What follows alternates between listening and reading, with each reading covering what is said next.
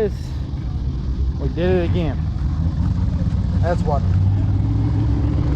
It didn't go very fast. It went 576 at 124. We're either down on cylinder or we heard a head gasket.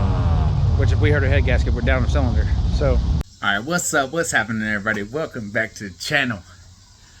We gotta give a health assessment to old Lucky Luciano. You might have heard it. Let's find out. Alright, so last video we took the car out Dyersburg. We only made 2 passes, one pass boarded. Next pass it made it down through there, but when we had a couple of issues. One, there's a trans fitting leaking, and the other one was it pushed a lot of water after we got back. Now I've had some time to reflect on everything. In the moment I was like, head gasket. Car's only on 20 pounds of boost. It shouldn't have got a head gasket. It seemed way more than that.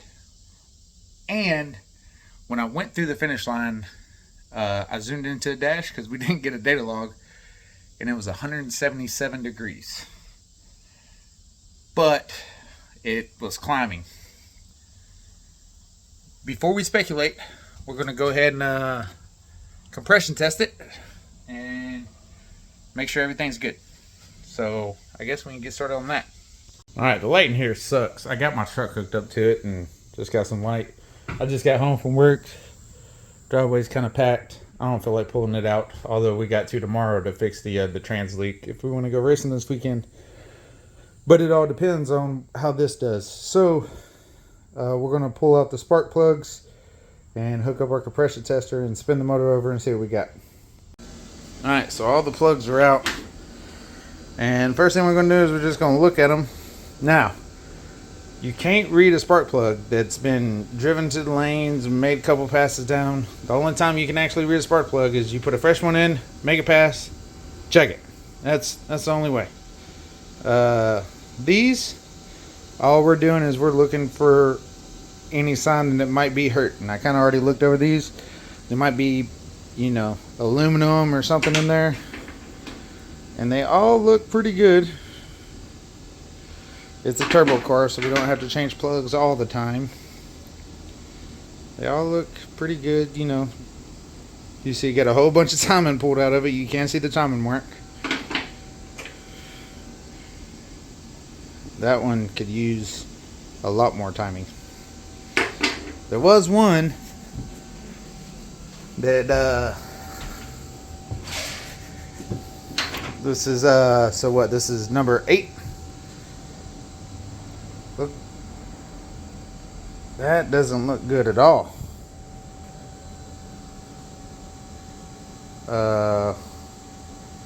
But if you see, it's closed.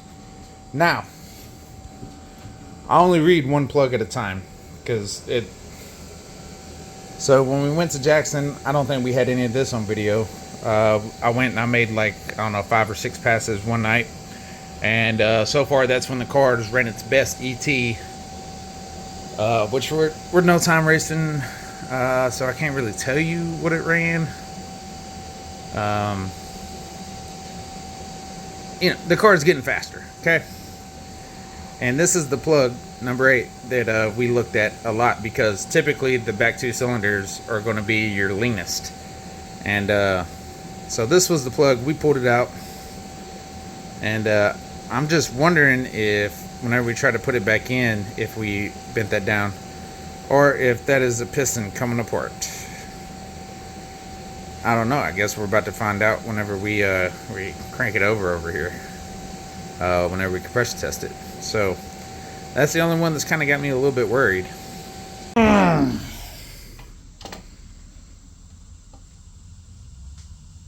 We're going to try that one more time. Oh boy. Well, that might have put it into our season pretty early.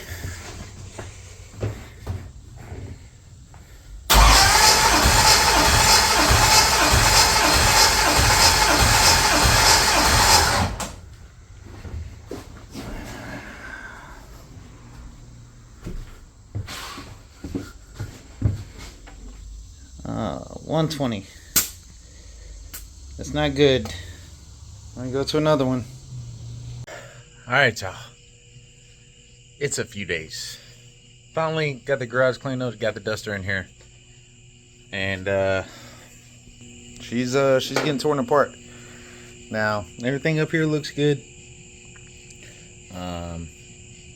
Oil's still pretty clean. All that black is just from the old oil and the new oil mixing.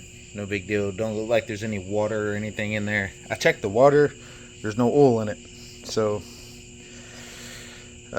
drain the water out the block. Just got all these, the nuts for the head studs off. Now I just got to get a magnet, get all the washers out. And then we can pry it up and take a look at our number 8. Can you guys believe it? It's a few days later.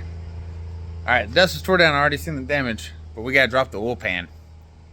And make sure that's all the damage. So we'll drop the oil pan and we'll see what we got. Oh my god.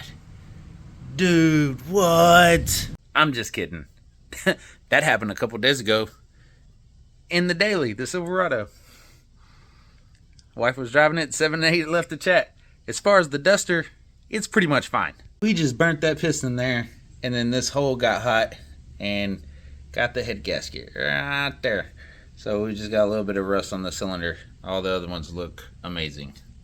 But that's it. That's all that's wrong. So, why did it happen? Because I'm an idiot. Duh. I thought we knew this. So, if y'all remember, we just recently switched the car from a Terminator X to an HP. Well, on the you can't take the Terminator X file and put it on an HP Dominator.